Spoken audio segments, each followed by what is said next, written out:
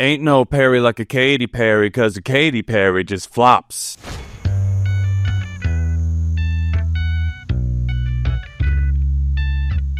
Hey neighbor, welcome back to the channel. My name is John from ARTV, legally binding, don't ask any further questions. Today I wanted to talk about the downfall of Katy Perry and why she deserves the commercial failure that she's arrived at with her most recent album era, 143. 143 is Katy's angel number, so she claims, but that angel number did not protect her from the onslaught of flop that this new era brought about. Her previous album, Smile, had been her lowest charting effort in a long time since her debut album, One of the Boys, and 143 managed to top that, selling even less than Smile. With the new album's lead single, Woman's World, being the antithesis to everything about femininity it claimed to be empowering, Katy saw backlash like she had never received before. And not only was she flopping, she was under the gun of the public eye. To fully understand why Katy Perry's public persona has recently struck such a sour chord with the general public and even the Katy Cats,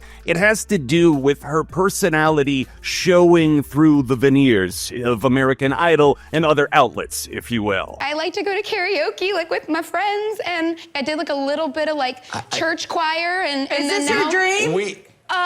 Is it now?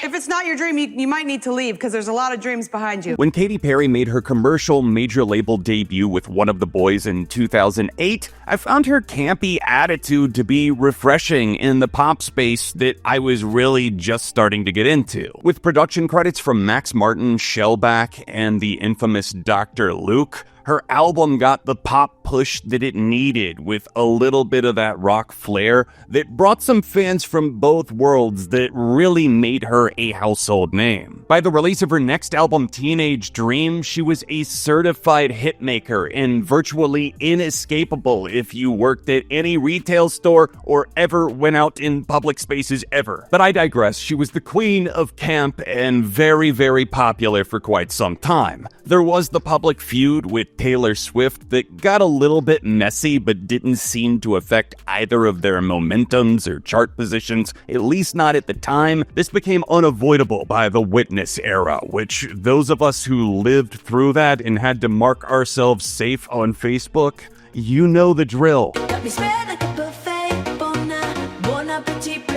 The 24-hour live stream of death, the horrific promo cycle, the singles flopping on the charts, and Witness itself receiving such polarizing feedback from critics and fans. Katy Perry chopping off all her hair, bleaching it blonde, and calling it pop with a purpose didn't help anyone other than her own ego. To be fair to 2017 Katy, I do feel that she was genuine in trying to bring about some positive change, but the way she went about everything was just almost masterful in how poorly it was executed. Over the next 5 years, the general public seems to have turned on Katy after the release of another very underwhelming album, Smile, that played out like Wine Mom Target commercial core music. There were so many rumors of her being a diva on her music video sets, hard to work with, and not really believing in the things that she was putting out in the world, like the pop with purpose and what we move into on 143. Before her new album came out in the summer of 2024, she put out 3 singles, each of them performing worse than the one before it. Even with the Doechii feature on the 3rd track, she just couldn't even be bothered to chart. That is no fault of Doechii's, mind you. Her part of the song was pretty solid, and overall, definitely a fan. The lead single, Woman's World, is the one that really got people talking because of how out of touch it felt with the promo that Katy was setting up for it. I just want to say with my whole heart, do whatever it takes to stay true to yourself and true to your art. Turn off social media, safeguard your mental health, pause, touch grass. We definitely have to talk about the song and the music video, but first, can I just say how embarrassing it must be for Katy's fragile ego that this song only debuted at number 63 on the Hot 100. She's somebody that used to get #1 debuts with tracks like Part of Me, and now she's doing this bad on the charts. She made every push for that chart run too, and it did not happen. I can only imagine what the budget for the music video was and how much the record company is losing on its failure. It lasted 1 week, a sole week on the Hot 100. And guess what? Neither of the follow-up singles even touched the chart. There was immediate backlash once people found out that Katy Perry had gone running back into the arms of industry creep and Kesha career killer, unfortunately, something I will never forgive him for. Dr. Luke produced every single song on 143, the album, except for one track. Dr. Luke,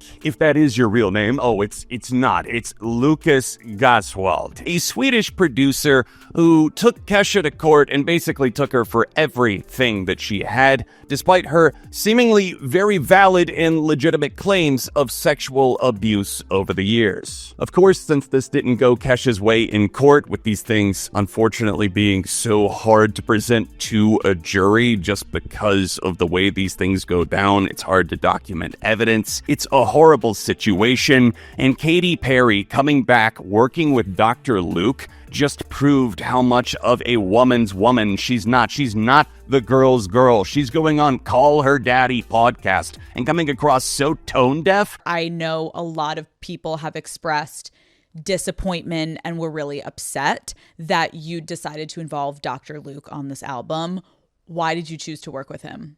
Look, I understand that it started a lot of conversations, and he was one of many collaborators that I collaborated with.